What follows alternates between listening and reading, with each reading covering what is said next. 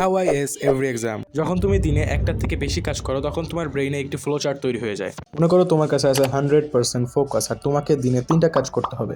এবং তোমার ব্রেইন এই 3টা কাজকে 3 ভাবে ডিভাইড করে নিবে অ্যান্ড তুমি মনে করো তোমার প্রথম কাজে তুমি তোমার 20% ফোকাস দিলে, সেকেন্ড কাজে দিলে 50% ফোকাস অ্যান্ড থার্ড কাজে তুমি তোমার 30% ফোকাস দিয়ে দিলা। এখন একটা জিনিস সম্পর্কে থিঙ্ক করো, তুমি এক একটাতে এক এক রকম এফোর্ট দিছো বাট তোমার সবগুলোতে রেজাল্ট লাগবে টপ লেভেলে, কিন্তু এটা কখনোই পসিবল না কারণ তুমি এক একটাতে এক এক রকম এফোর্ট দিছো। এখন তোমাকে এইটার বদলে অন্য একটা জিনিস করতে হবে, তোমাকে 100% ফোকাসেরই 3টা সেগমেন্ট বানিয়ে নিতে হবে। এখন এটা কেমনে হবে? ওয়েল, আমাদের কাছে ফোকাস তো একটাই আছে অ্যান্ড ওই ফোকাসটাই আমাদের 100% ফোকাস। তো আমাদের এখানে একটা বিষয় খেয়াল রাখতে হবে, যখনই আমরা কোনো কাজ করব তখন আমরা সেই কাজটা ছাড়া আর সব কাজের কথা ভুলে যাব। তখন আমাদের জীবনে মাত্র একটা কাজই থাকবে এবং আর কোনো কাজ আমাদের জন্য এক্সিস্ট করবে না। তখন যদি আমরা ওই কাজে 100% ফোকাস লাগায় কাজ করি অ্যান্ড এই সেম কাজ যদি আমরা সব কাজের সাথে বারবার করি তাহলে আমরা সবসময় একটা কাজই 100% ফোকাস দিয়ে করতে পারবো। ওয়েল, এটা তো শুধুমাত্র ইন্ট্রো ছিল। আজকের ভিডিওতে আমরা এমনই কিছু জিনিস নিয়ে কথা বলবো যার মাধ্যমে তোমরা তোমাদের স্টাডিকে আরো বেশি ইজি করে ফেলতে পারবা। ওকে, সো প্রথমে আমরা কিছু স্টাডি মিস্টেক্স নিয়ে কথা বলি যেটা তোমরা কখনো করবে না। আমি একদিন এক্সামিনেশন হলে বসেছিলাম এন্ড আমার সামনে আমাদের ক্লাসের one of the best student, মানে টপারই বলতে পারো, এমন একজন বসেছিল। এন্ড আমি পরীক্ষা শুরু হওয়ার একটু আগে দেখতেছি যে তার হাত কাঁপতেছে,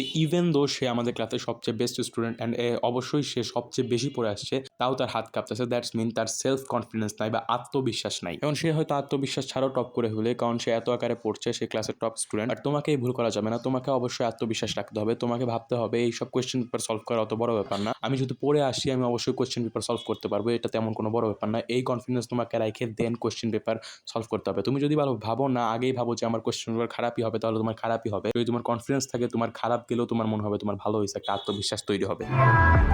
সেকেন্ড কথা, তুমি যদি এরকম মানুষের মধ্যে হয়ে থাকো যারা সারাদিনের সব কাজকর্ম ফেলে শুধুমাত্র পড়াশোনাই করো, এটা অনেক বড় ভুল করতেছো ভাই, এখন থেকে বন্ধ করে দাও।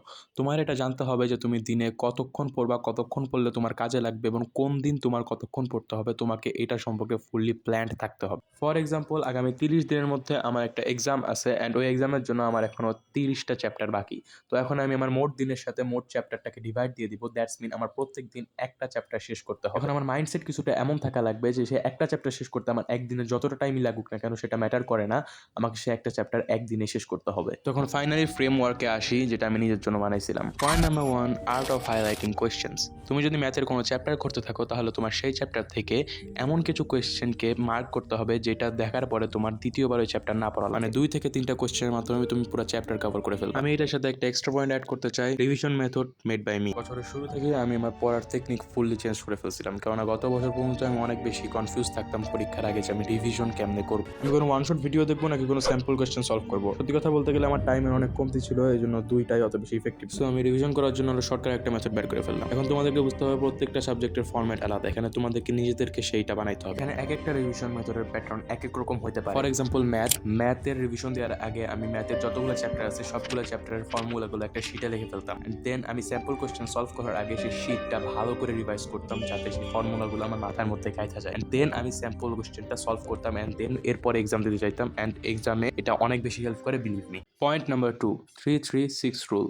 মনে করো তোমার পরীক্ষা আসতে মাত্র 3 দিন বাকি আছে, তোমার হাতে মাত্র 3 দিন সময় আছে। এখন তুমি রিভিশন করবা কেমনে? তুমি প্রথম দিন 3 ঘন্টা পড়বা, দ্বিতীয় দিনে 3 ঘন্টা পড়বা এবং যে লাস্ট দিনটা সেই দিনটাই তুমি 6 ঘন্টা পড়বা। আর এখানে একটা ক্যাচ আছে, তুমি যদি আগে থেকেই অনেক ভালো একটা ওয়েল মেইনটেইনড একটা স্টাডি প্ল্যান করে রাখো তাহলে তোমার তৃতীয় দিন পড়াই লাগবে না, কারণ তুমি আগে থেকেই সব কিছু শেষ করে রাখবা।